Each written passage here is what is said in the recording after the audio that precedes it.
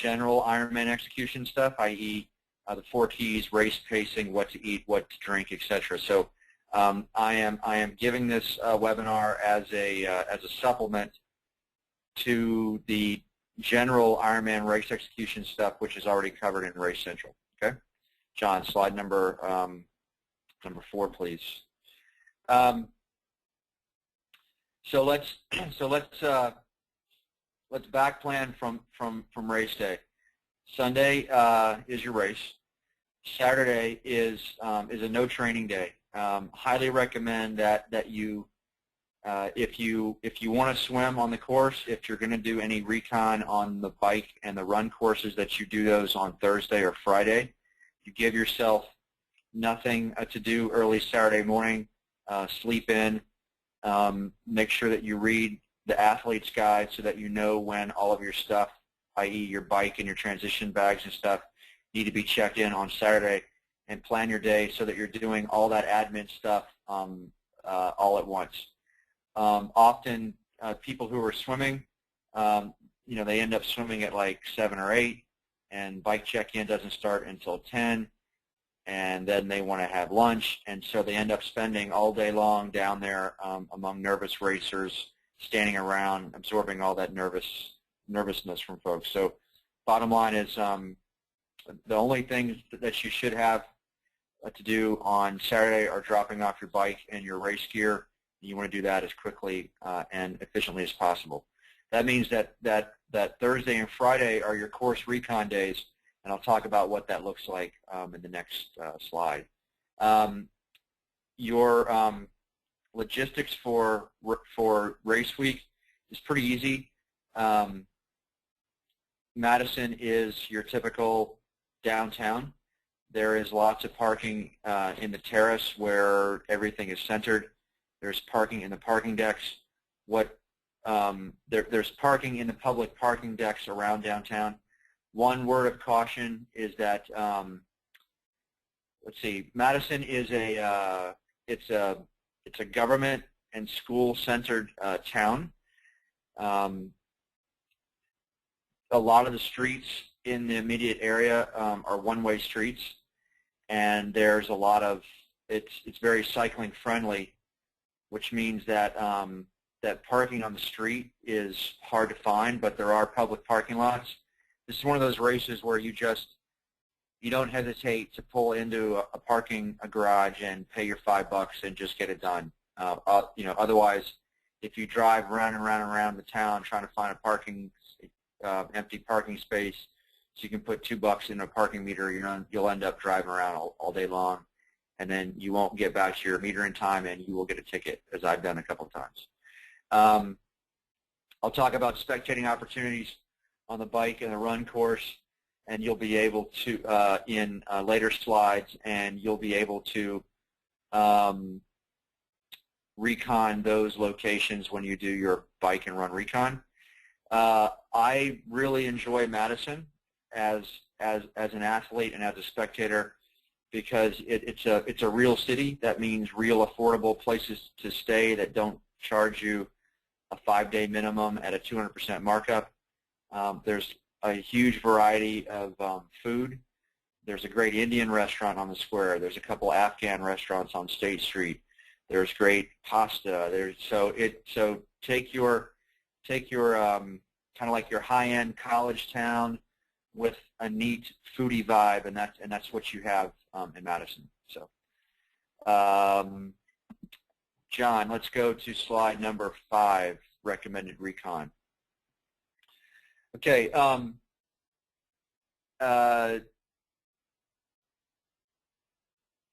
John, if you can pull up the swim course map. Okay. If you look at the arrow where it says swim start, right next to that, right where the swim start is, there's a ski boat ramp. Directly on shore from there is a small beach area. Right next to that beach area is a grassy area / park. Well, very narrow park, a little bit of parking, but that whole that whole grass area where the blue dashed lines are running up to the terrace, okay, where that's where you will run up the transition. All that area is like pre-race swim central. Tri-Bike Transport sets their stuff up there, etc. So but they will not have the swim buoy set up until Saturday. So that said, there are some general like boating buoys, I guess you could call them, along the shore, sort of where the swim course is. So bottom line is you can do a swim recon as simply getting in on that beach and swimming along the course just simply as an out and back. The swim course is different this year in that in the past it was a simple rectangle that you did 2 times. Now it's 1 loop, and they're taking you farther down to that first turn. They're taking you farther back along the shore, and then they're having you do that diagonal back to the swim finish. So my recommendation for your swim recon is consider not getting there super early. Okay, in my experience, saying that you want to meet people at the swim start at 7 a.m. means a 5:30 to 6 a.m. wake up. It means driving. It means parking. It means you're done swimming by 8. Now what the hell do? You stand around. It just adds up to a lot of admin time. So for example, my Four Keys talk will be Friday at 10 a.m. If it were me and I were racing, I would be in the water at 9, and I would be dried off and up at the Four Keys talk by 9:45. Keep it short, keep it sweet. Let's us as a team not agree to meet at 7 a.m. just because you just want to be rested and relaxed on race week. Bike recon. John, can you please go over to the bike course map? I'm reading my notes here.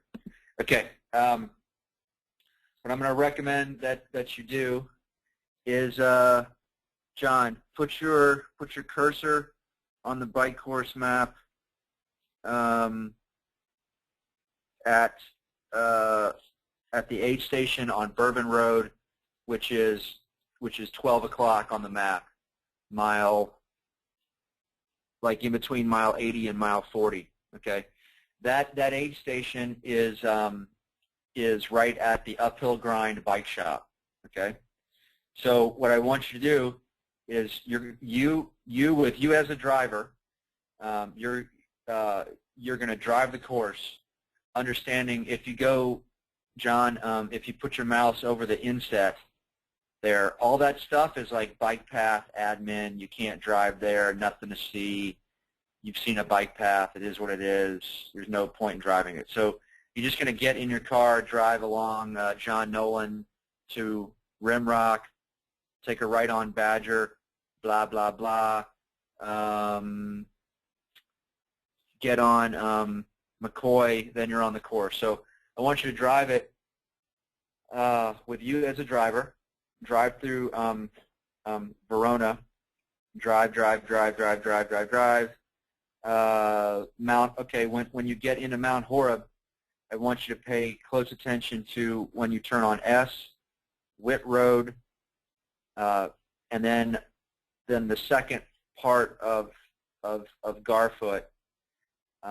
You're going to make there's a part of Garfoot which has a fast downhill into a sharp right, then a left, into another right, into a left, and then it kind of calms down after that. That series of turns is about the most technical part of the bike course, and it's literally it's like 3 turns, but still year after year, people on race day and people on training rides manage to crash on the bike in those corners. I don't know how. It's really not a big deal, but drive it, see it. And then, like I said, recommend that you get dropped off or park your car at Uphill Grind on Bourbon Street, Bourbon Road. Then I want you to ride the bike course just with a just to get a feel for your heart rate, your effort, your cadence on these roads. I want you to ride Stagecoach. That's a very, very rough road. There's a quarry there that just beats the crap out of the road. Old Sock Road is your first climb. It's about 0.8 to 1 mile long at about 6 to 7% tree line. So you're going to ride that. You're going to ride Timber Lane. On that road, there is a short, about a 0.2 mile climb at about 8%. Okay, and then starting at like the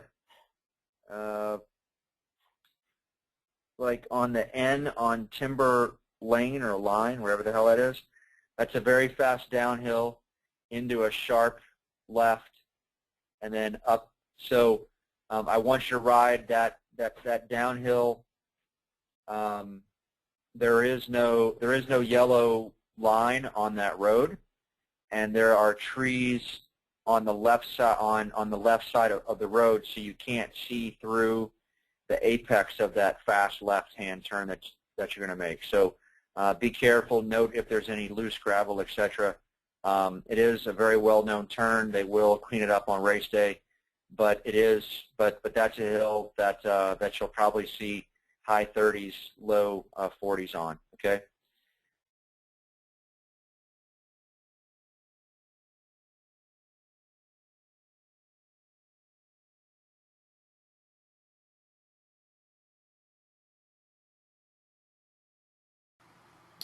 Hey, Rich, you still there?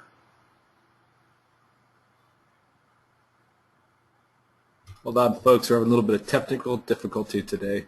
Let's see if he calls back in. I'm going to text him this very moment.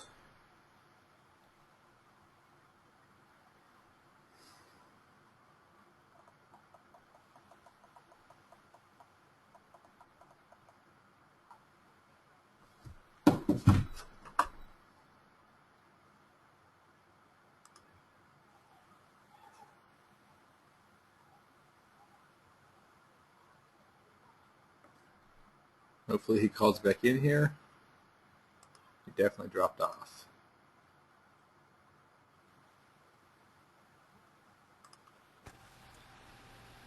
In the meantime, let's talk to Jeff Brandenburg. Jeff Brandenburg, how are you? Hey, Patrick, how are you? This is actually Stark. Oh, hey, John. Man, y'all sound surprisingly similar. Me and Patrick? Yeah. He's way better looking than I am, though. Oh, well, you and me both. You and me both. We're just waiting for Rich to pop in here. How's your training going? Oh, not too bad. Just, I'm glad we finally got the bike map up there. I was logging on to the website, pulling up the bike map, trying to figure that out, but I see we finally got it up on the screen, so all is good. Yeah, there was a defect between the floor and the computer. I'm still on Aloha time, man. I swear. Oh, I'm gonna check in with Annie here, okay? All right. Annie Stokes, are you there?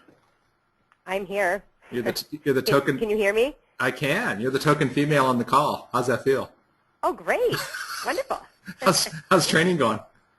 It's going great. I was actually at the rally this past weekend, and it was wonderful. It was great. A lot good turnout?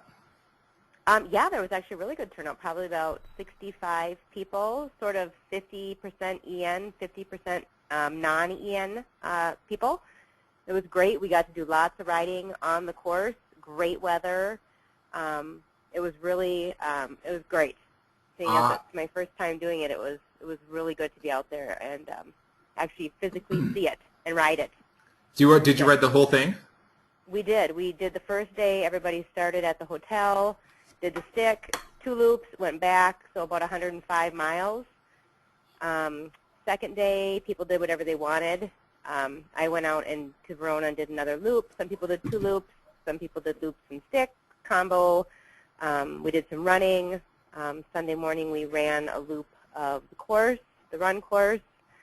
So it was really good to actually get out there and physically see what we are going to be up against and what we're doing. So it helps to calm the nerves. Yeah, it was good. Were you able to get into the lake? I think some people did. I did not. I didn't even bother to even want to attempt that. Any idea of the temperature? Somebody said it was very, very warm. Okay. So whatever that means. Nice. It's been really, really hot back here in the Midwest all summer, hot and humid. So it's been warm. So we actually had a really, really nice weather weekend for biking. So nice. yeah, it was really nice. It was. Nice. It was good to meet Coach Rich and a lot of the other team members, and it was a great experience. Did you rub his bald head for good luck? No, I should have. Hey, I see him in Rich, I'm September, I will. All right, Rich is back. Good talking to you, Annie. Okay, thank you. Hey, Rich, I've just been kind of chatting up the other folks on the call here. Where did I drop out? You were talking about the bike course. I don't remember exactly where, but you were getting pretty close to the end. You had been spending a few minutes on it, that's for sure. But So- you don't. But I don't remember. Okay.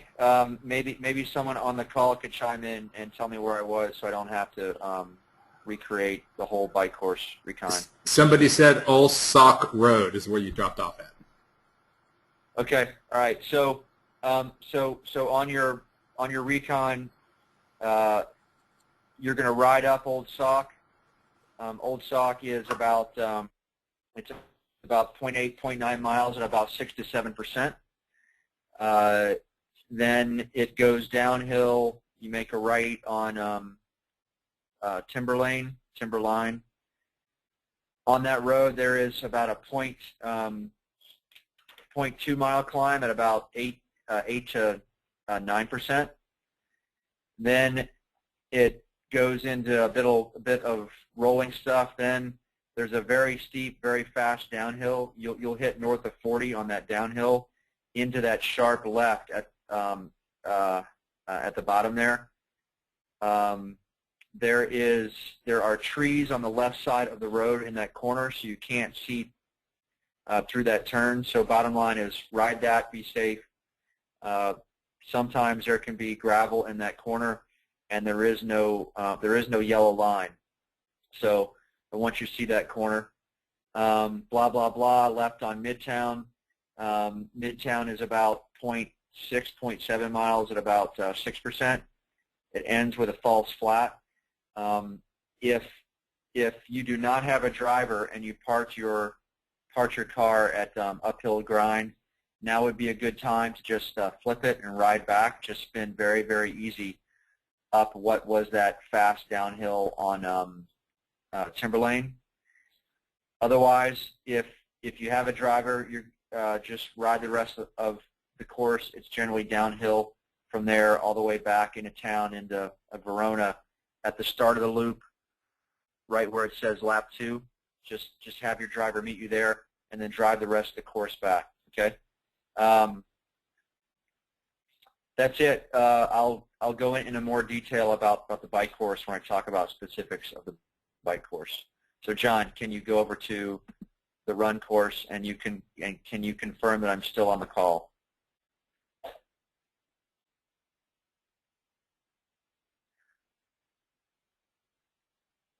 Hello? Am I still here?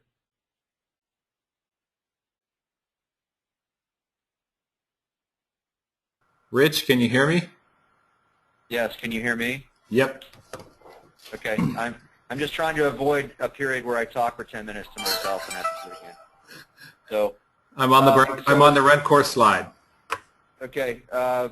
So the run course recon. Okay. I want you to. There's really there's nothing super technical. There are no monster hills on this course.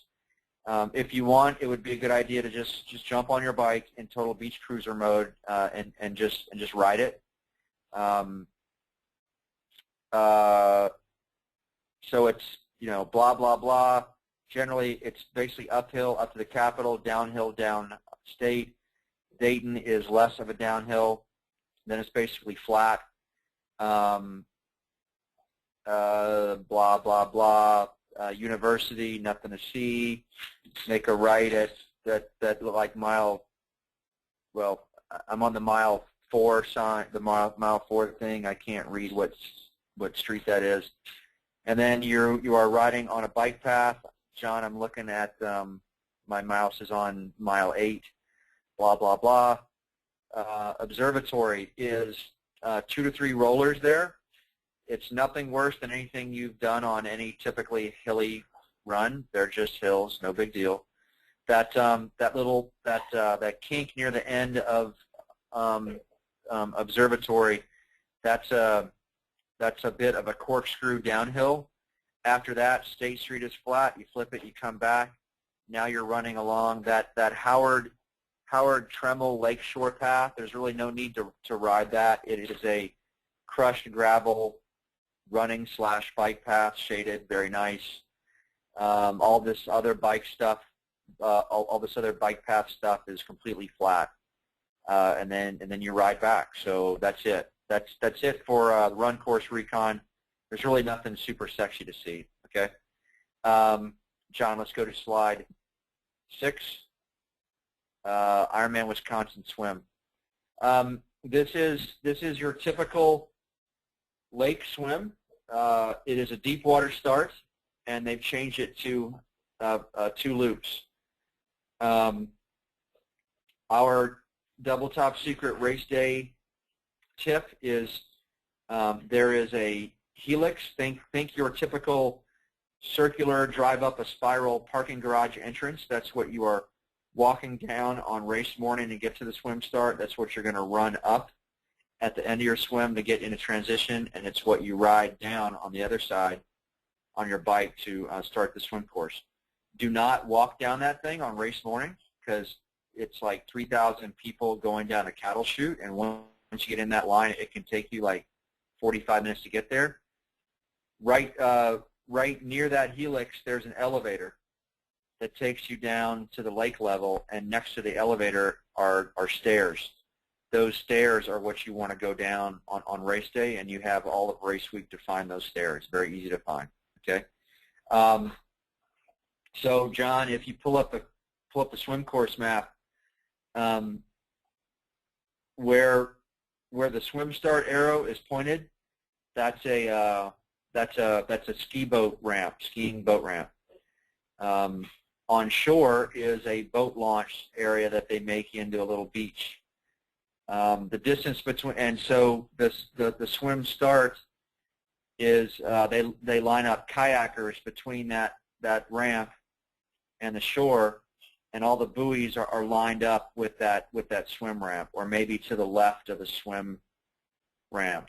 I think you know what? I think you can line up to the left of the swim ramp. Anyway, it is a decently wide swim area from left to right, but it's infinitely deep, meaning you can line yourself up as far back as you want, which means that the Ironman Wisconsin swim is not as crowded as, say, Lake Placid and Coeur d'Alene, which are kind of like backstopped with a beach. Okay. What we found with all of the Ironman swims these days is all the fast people are lining up right on the buoy line, which is if you're facing down the course, the buoy line is on your left. Everyone else is lining up as far away from those people as possible, right on the shore, which means that the middle of the line is often a good place to start. So we recommend that you line yourself up in the middle and then seed yourself a couple minutes faster so that you are lining up with folks who are a couple minutes faster than you are. But that's it. Once the gun goes off, you are in your typical lake swim. I think what'll be nice about it this year is the first turn is much farther out, than it has been in the past. So I think it's really going to spread out quite a bit by the time everyone gets to the first turn. Okay, one loop and you're done. That's it. Okay, John, let's go to the next slide, which is Ironman Wisconsin bike overview. Okay, if you can pull up the map also. So congratulations, Ironman Wisconsin bike course is the most challenging bike course on the Ironman North America circuit. It's challenging not because of the gain or some monster climb. It is most challenging because you're never doing one thing for more than 2 to 3 minutes. You are constantly having to make decisions. Do I shift, don't shift, big gear, little gear, stand up, sit down, power up, hold watts, increase watts, soft pedal, turn right, turn left, stay aero, get out of aero, etc. So you make thousands of good choices, you have a good day. You make thousands of bad choices, you have a bad day. The reason why we like this course so much is because we teach you how to race, how to climb on a course like this, and you have a good day. It is set up as a 16-mile stick out to a 40-mile loop, and then which you do 2 times, and you come back on the stick. The stick out is generally uphill. The stick back is generally downhill.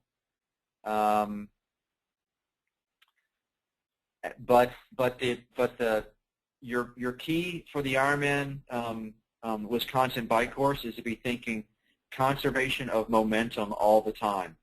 Meaning, how do I manage this hill, keep my effort up across the crest into the downhill, either don't coast at all or get myself quickly up to about 33 or 34, get very aero and coast. But I'm always thinking, how do I maintain my speed on this downhill across the flat, into the next hill, over that hill, down the next hill, into the next turn, through this turn, etc. And the net is, if you're looking at a bike split faster than 6 hours, I really think that you should consider not coasting at all, or coasting very, very little. If you're looking at a bike split slower than 6 hours, it's hard to argue that coasting is a bad thing as long as you're doing it above 33 to 34 miles an hour. As long as you are maintaining your climbing effort across the crest into the downhill until you get up to about 33 to 34, then get very, very aero. If that helps you shorten the course, i.e. turning a 112-mile bike ride into 108 or 109, that's great. But just wait until you're at that speed to coast, and then watch your speed. And if it were me, I would start pedaling again as soon as I got under about 30. Okay, there's just so many places to again climb at a moderate effort, focus on maintaining that effort across the crest into the downhill, and either coasting when you get above 33, 34, or committing yourself to not coasting and getting up to 36 to 38 and carrying that speed all the way, in the next hill, the next corner, the next flat, etc. Okay, so John, if you go back to the bike course map, there's so much stuff. There's so many decisions to be made on the course that there really is no, well, there's a couple big terrain features, but there's so much on this course that doesn't really, I can't really say, this is where you want to totally back off. This is where you can gain some time, because you'll quickly find that you are constantly doing something. Okay, when I talked about the bike recon I indicated where the 3 big hills are, air quotes, big hills on the course. John, if you can point your mouse at Bourbon Road, they start Old Sauk Pass Road, Timber Lane, and Midtown. Those are the big ones. But there's plenty of other smaller stuff that can sneak up on you. In particular, okay, John, if you can put your cursor at about 9 o'clock on the map, that mile 30 Witt Road. When you go through Mount Horeb, you turn right on S and you turn left on Witt. That turn on Witt is your first look at, like, classic Ironman Wisconsin terrain, and you're going to see a series of 3 to 4 rollers, and you're going to be tempted to think that you can blast down that first downhill, power up the first roller, power up the second roller. I can tell you I tried to do that this weekend on my road bike, and I was well north of like 500 watts trying to power myself up those rollers. So do not do it. You will fail, I guarantee you. Okay. But you'll see all this when you do your course recon. Let me go back to my slide, see what else I was supposed to talk to. That's it. I'm good on the overview. John, slide number 8, bike course specifics. Everyone recommend either a 28 or a 27 as your big cog, and an 11 or a 12T cog. What that basically goes back to my guidance about coasting or not coasting. Okay, if you are committed to not coasting, you will want a cassette with an 11-tooth cog. And then it's your choice whether or not you want that to be a 28 or a 27, as as your climbing gear. If you are going to coast, you're fine with an 11-tooth cog in the back, and your choice again whether or not you want a 27 or a 28. There is not enough flat ground, or you're not on flat ground long enough for any cadence gap that you're getting to really annoy you all that much. Okay, and then finally, we always recommend a compact crank if you can afford it. Okay, a compact crank would allow you to ride a 2711 vice a 2811, and the 2711 would give you a smaller cadence gap than the 2811, for example. Okay. Crappy water bottles.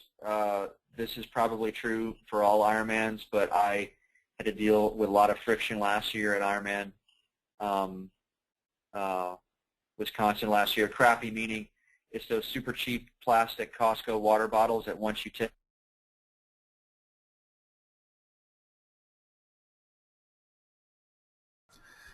Hey, John Stark here. Looks like we lost Rich again. Hold on one second.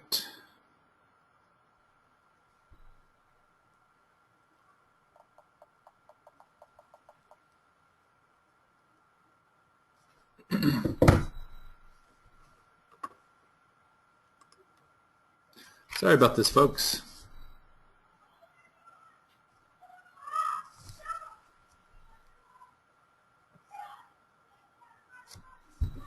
Give him 20 seconds. If not, I'll bring up the world-famous Doug Johnson and see how Doug's doing today.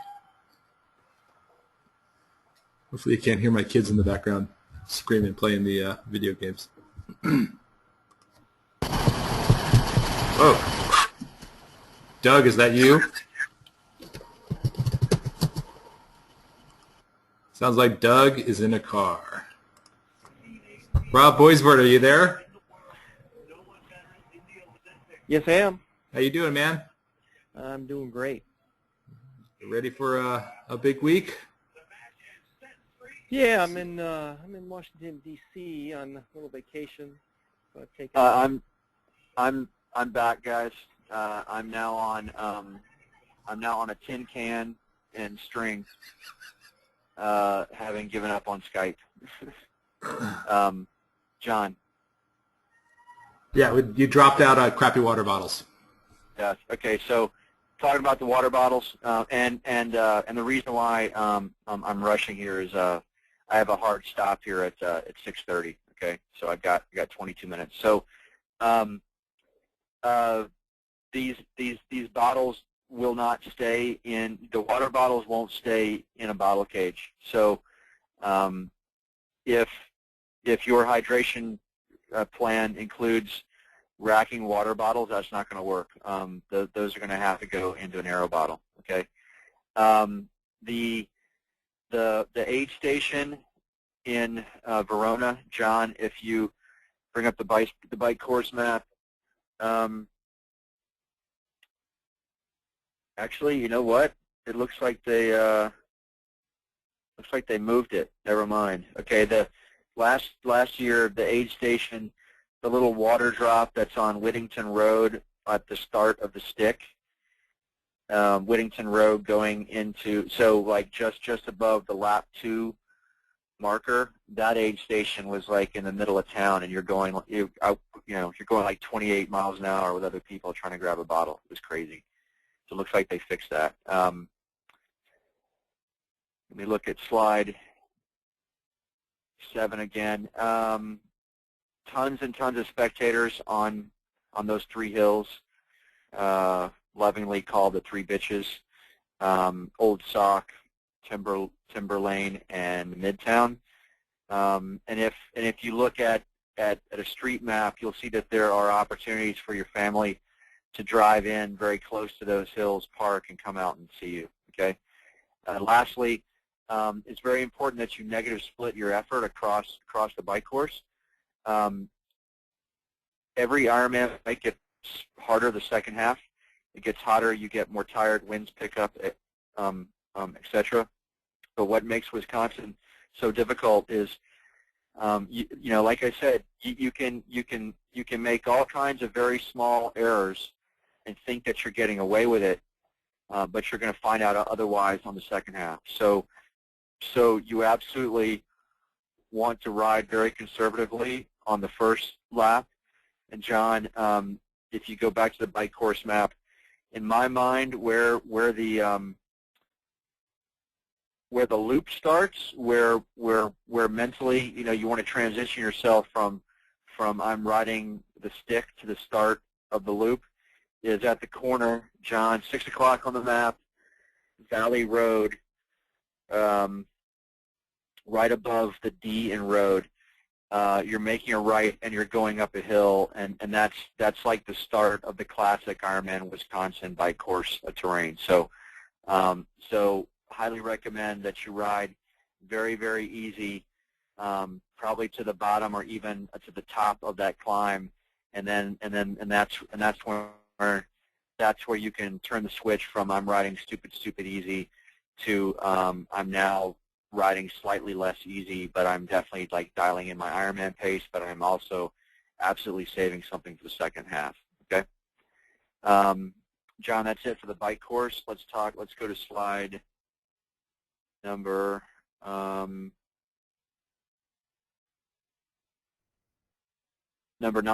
Ironman run course.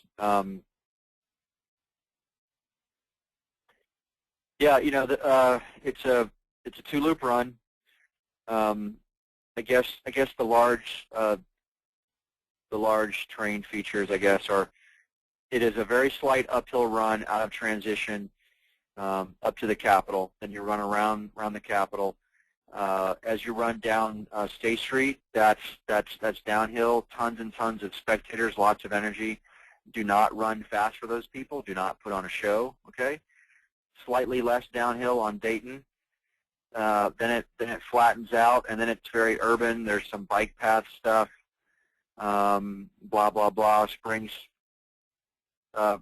Street. You run through Camp Randall on some very tasty, nice and soft AstroTurf, and then it's really just no big deal. Like I said, so John, I'm following the map. I'm at mile 8, flat bike path. Rollers on Observatory, the corkscrew downhill, lots of energy on State Street, if you notice, you're on State Street twice with a couple blocks that are not covered by the course. So there's an opportunity for your family to watch you run down State Street at the start of the course, and then just mosey on down a couple easy blocks, grab a cup of coffee, a bite to eat, and find you at that turnaround, okay? And then mosey on back up, wait for you to come back on State Street, heading up towards the Capitol, etc. So I will be somewhere, I'll be on the later section of State Street, which is mile 18, mile 19 is like State Street there, okay? But that's it. I mean, there's really nothing to see other than know that sometime on the second lap they put jacks under the Capitol and raise it up about 500 feet because it seems like State Street seems a lot steeper when you're in that last mile or so heading towards home, okay? Run special needs they're in the Capitol Square on the north side of the square, right before you make the downhill onto State Street. The run turnaround is right near the entrance of the finishing chute, and that's where you start lap 2. Okay, but that's it. This is a pretty vanilla run course. There's no crazy uphills or downhills like Lake Placid. There's not wicked hills out at the end of the run course on the lake like there is at Coeur d'Alene, etc. So, John, let's go to slide 10. Race weekend. Dinner will be at Gray's Tide House in Verona Thursday evening. John, if you jump over to the bike course, Gray's is actually right on the course. It is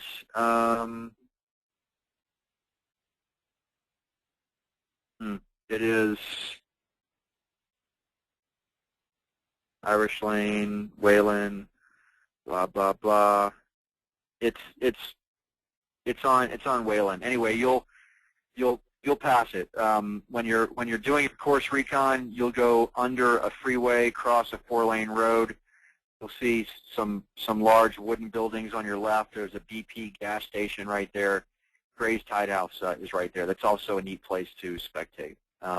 So dinner is there Thursday evening. Four Keys Talk will be Friday morning. I'll designate a meeting spot in the expo. Then we'll walk across the street and find a corner where WTC cannot arrest me, and I'll do my Four Keys Talk there. I talked about bike spectating opportunities, run spectating opportunities, post-race beers. There's an Irish pub in the square. John, if you go to the run course, the pub is on the square under like the A in Main Street, so on the other side. So it's not on the run course, but it's like we can see people making that turn, and we can run out Guinness in hand and cheer them on. So that's it. So John, I think now this is the opportunity to open up to questions, and again, I need to be off the call by 6:30. Okay. Thanks, Rich, and all that information in regards to the team dinner and the Four Keys Talk and all that fun stuff is going to be over on the team information form for everybody. So be sure to get over there. And again, you can find it in Race Central. Just go to the race calendar and then look for Ironman Wisconsin. Rich, we only had one question, and you answered it pretty early on. And Doug Johnson wanted to know where he should line up on the swim start. Maybe you can just kind of point that out one more time. Yeah, just like I said, the middle counterintuitively seems to be the better spot to line up for most of these races because fast people are lining up all the way to the left on the buoy line. A lot of people are lining up as far away from those people as possible on the right. I will say that last year I lined up on the left of the boat ramp, and I was able to swim inside the buoy line for quite a long time before I decided to move out into the actual swim course. to the right of the boot line. But I'm hoping, knock on wood, famous last words. I think that the swim's going to be a lot more friendly, which is not to say that the Ironman Wisconsin is particularly unfriendly. It's typically not that bad, but because you're going to be swimming so far out to the first turn buoy, I don't think that the first turn is going to be bad at all. Again, famous last words, but I hope I'm correct. So, anything else? Rich, I don't have any other questions, so I'll give everybody about 10 seconds here to post something. If not, we'll call it a day. Okay. I recorded a bunch of audio at the training camp this weekend. My flip camera is on the fritz. I think it's finally died. I was able to make a budget audio recorder using my iPhone and my earbud, but I haven't had an opportunity to process that stuff. So they are big, long files. I'm not sure what the sound quality will be, but I'll get those up shortly. So awesome, and I'll push all that out to the Wisconsin folks. One quick question to come up from Jeff Brandenburg is, did anybody swim the course last weekend when you were there? And if so, were there any sighting landmarks you should think about looking for? Any what? Sighting landmarks. So when you're going down that first stretch, if you I guess assume that it was getting splashed in a lot of water in the air, if you can see something in the distance that's a landmark besides a buoy. No, the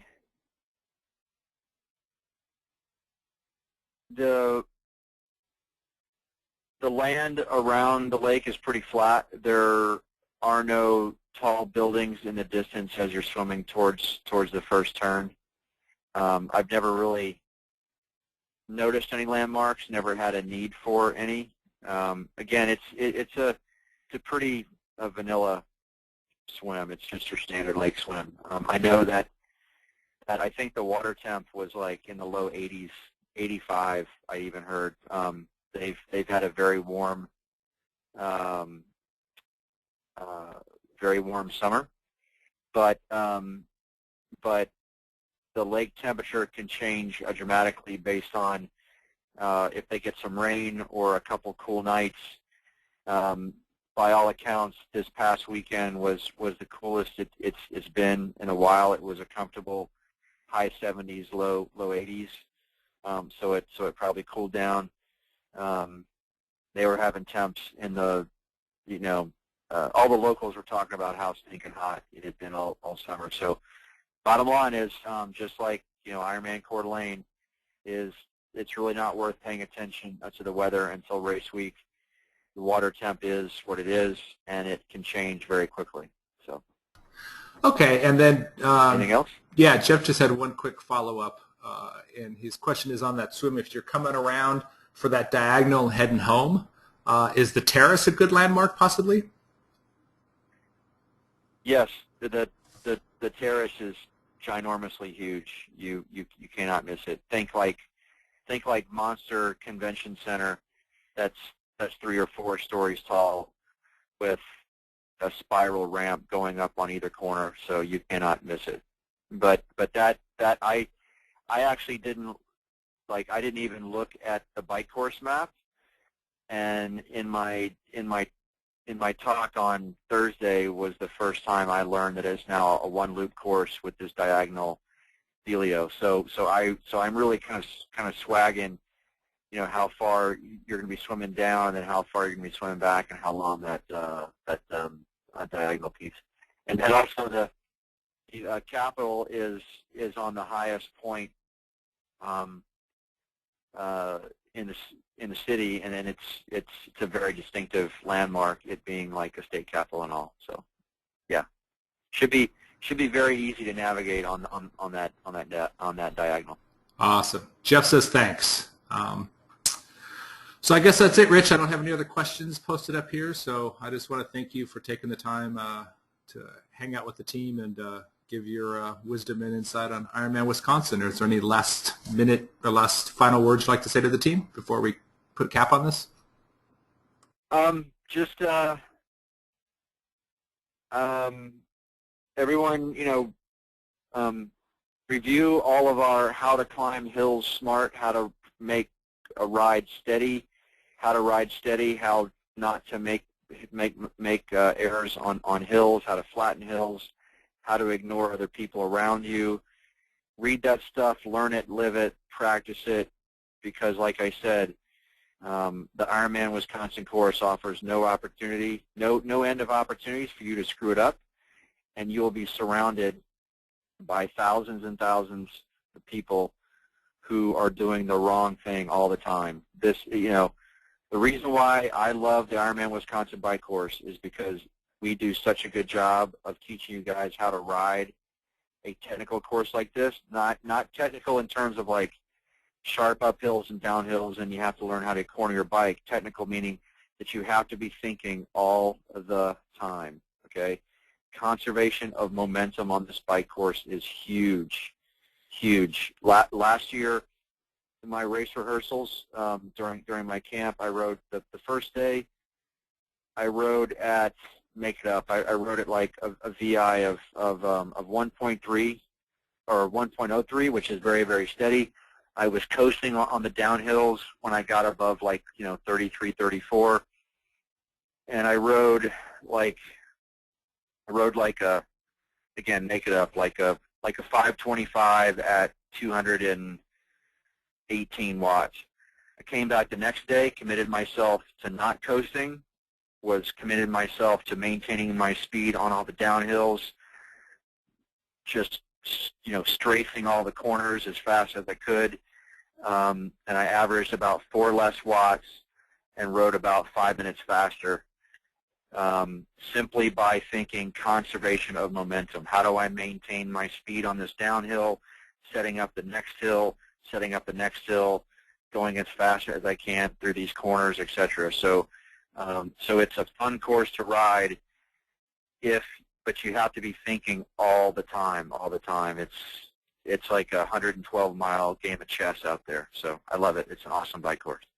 But that's it. That's all I have to add, John. Great. Thanks, Rich. All right, guys, we're going to go and put a cap or head on this and call it a night. This is being recorded, so I will push it out to the team probably tomorrow morning so everybody can listen to it again. So if you did enter late and you want to catch the first part of the call, you can go ahead and listen to it as of tomorrow. You'll be able to download it. So thanks again, Rich. Have a good night. And to everybody doing Wisconsin this year, rock on, focus on your 4 keys, and have a great race. Thanks, Rich. Yep, bye. Good night, guys.